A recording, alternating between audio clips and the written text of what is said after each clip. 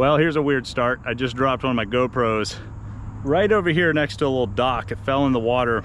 So I'm not sure if it's ruined or not, but I definitely need to go retrieve it and get my SD card back. So I've just taken off everything other than, you know, the shorts and the shirt here, and we're gonna have to dive down and get it.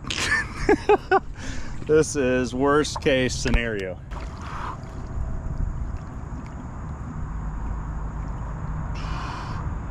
Right about here.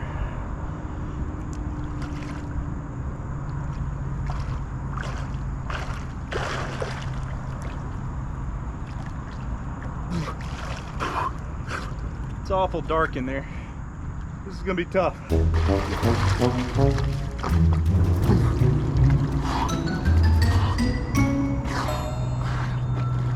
Oh. What is that? Maybe right here?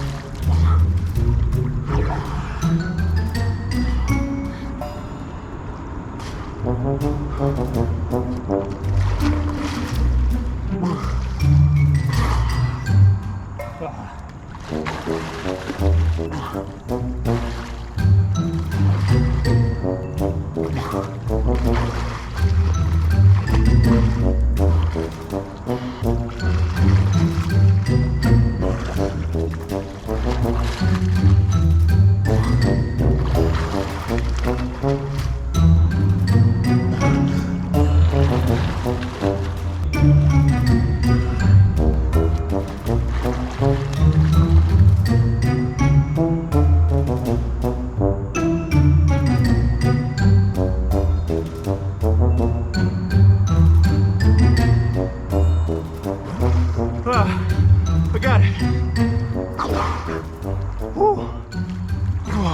We got it, guys. Okay, so now that we got that out of the way, we are on our way. I'm down to one GoPro, guys. So with that said, everything's gonna be on top of my head unless I figure out a different angle. Today we're gonna be doing a carp video. Oh my goodness. And potentially we're gonna catch some bait for a catfish video.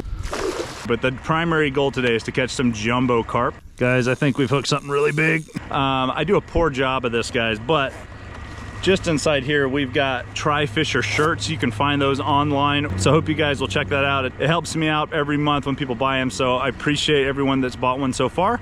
And I just want to make sure that everyone else knows they're available. I actually just got in a brand new striper design. So those are really cool. Just pick some up at the shop, and those are going to be for sale as well. So with that being said, let's cruise out here. Let's go see if we can find some jumbo bait on our way to the carp spot. And if we do, we'll go ahead and net a few. Normally, GoPros are marketed as a waterproof compartment so that you can put them underwater. Most of the models, that's the case, and they shouldn't go bad. However, this one had a hatch that was open when it fell in. So I was actually just getting it set up. It was really bad timing. This kind of stuff happens on occasion. And thank goodness it was summertime, because that gave me a chance to dive down and get it. Otherwise, there was just no way I was gonna be able to retrieve that thing. So, golly, you know, that's just part of life. That's just part of filming these fishing trips. Crazy stuff happens. I mean, just in general, crazy stuff happens when you're fishing. When you throw electronics in the mix, who knows what's gonna happen. So as promised, as I was cruising to my spot, I suddenly came across a very large school of bait fish. So let's go catch some.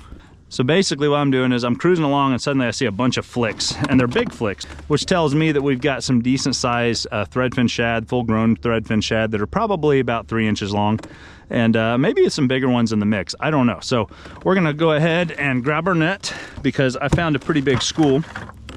And all we're gonna do is cruise up to them. I'm better at casting to the left side of the boat, so I'm gonna cruise up to the right of any school I see. There's there's a bunch of them right in front of me flicking. I actually had to kill the power because I didn't want them to hear me sneaking up, and I wasn't quite ready. So now we're ready. Let's go ahead and move that back here. Good, okay. We're definitely in a big school, guys. They're everywhere. They're all around the boat. So every time I toss this net, I should get something.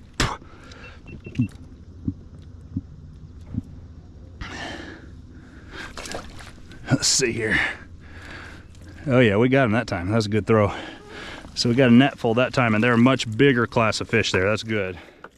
That's the class of fish I was hoping to catch for my catfishing video. Oh yeah, there's some right here. They're literally just all around the boat. It's just gonna take a couple of decent tosses to get what we need. So, oh, that was a nice toss. Opened up really good. I would say that's probably gonna get some fish that time. Yeah, got a few in the mix, and they're really good. Some of these are jumbo-sized threadfin shad, which makes me so happy. Because, I mean, when you're talking threadfin shad, you know, 3 to 4 inches, typically in a mature adult, but a lot of times you find these undersized schools, they don't really get the job done. These are getting the job done. I'm trying to throw it as far away from the boat as I can. I can't always get it super far away, but as soon as you pull that rope, it shuts underneath, trapping whatever is in the net as it falls. And so every toss now, you know, I'm catching at least one, if not a bunch. So, dang, and this is a smaller one, so we're gonna let that one go. Let's push forward a little bit. I tell you what, they are absolutely all over the place over here. Good throw. Good throw. Let's see what we got that time. Oh yeah, got some. Guys, just about every toss I'm getting something decent here. And that's awesome. We'll get a few more. Every single one of these in my mind equals a catfish of some size, so I want to make sure I've got plenty of bait for my upcoming trip. That's the beauty of this finance schools is, oh my goodness, look at that. Something's trying to eat that guy right there. Look at that, something just ate that guy. A little bass just ate a shad right there. That's the power of these shad, guys. Everything eats them. Man, do I love coming out to this flat. You can find bait fish so readily. It's just nuts. So guys, how this bait net works, it's a cast net. So when I pull my rope, hang on a second.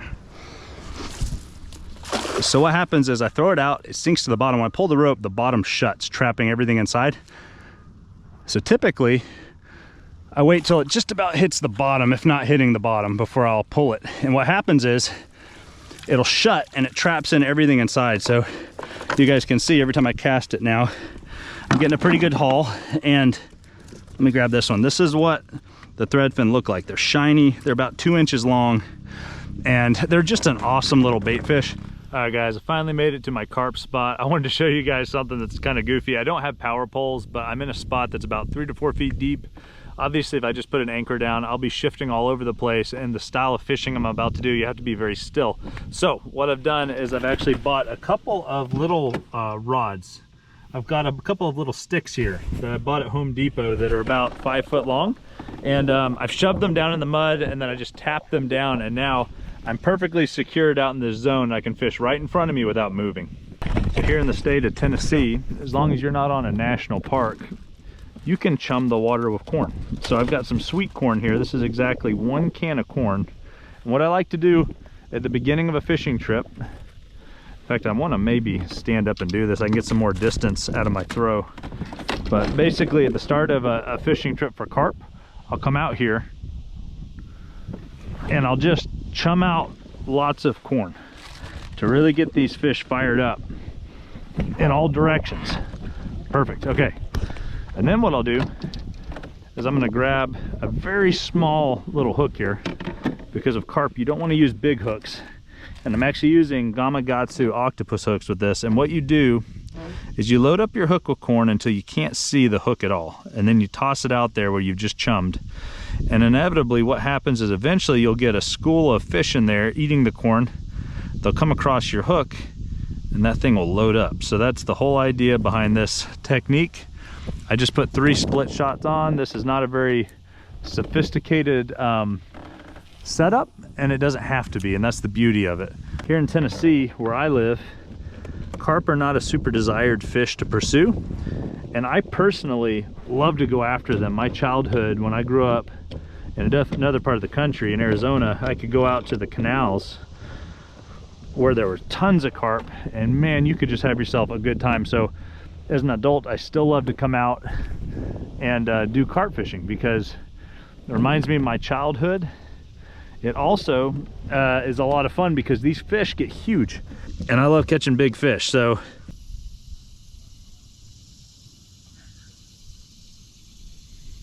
oh, there we go. Another bump on the carp rod. There it goes.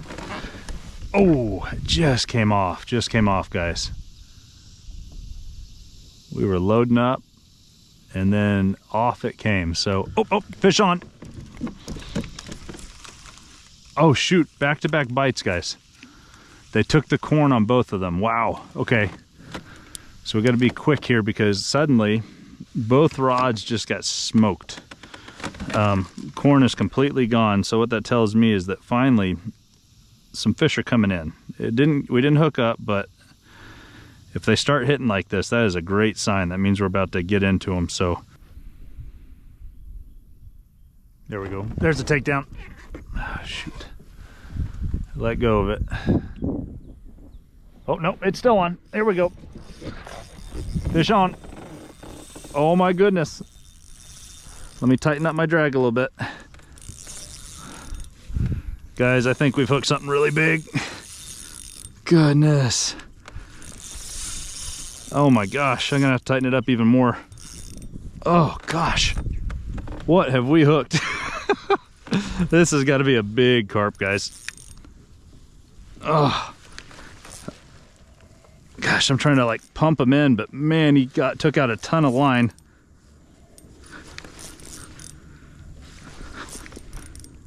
Okay, he's on the flat now. Kind of working his way around behind me. Yep, he's now behind me.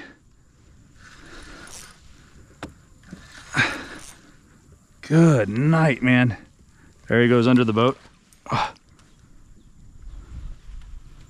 Uh-oh. Back out to the front of the boat.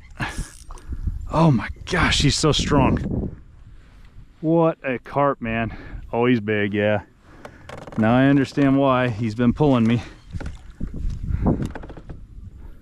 Let's see if we can get this guy in. Oh, it's a big carp. Heck yeah, got him. Oh my goodness, we had to work for that. That was awesome. Finally. Oh, let's lift this guy gently into the boat here. Heck yeah, that is a nice fish, guys. All right, hook's out. I'll take him, man. This has been a fun one to fight. Check this guy out. He put up a heck of a fight, super thick. All right, guys, so here's our carp. Nice one. Heck yeah. All right, let's let him go.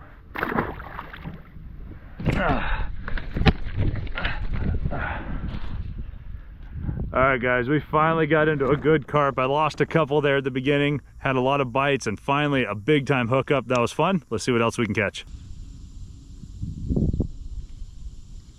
Here we go, guys. Nibbles on the right rod. Yep, it's definitely getting bit.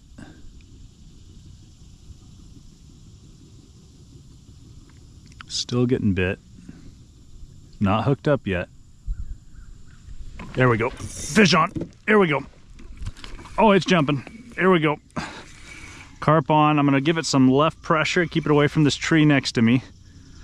Oh, just kidding. Let's stand up. Oh, he's smart. I got it around it. Okay. Whew.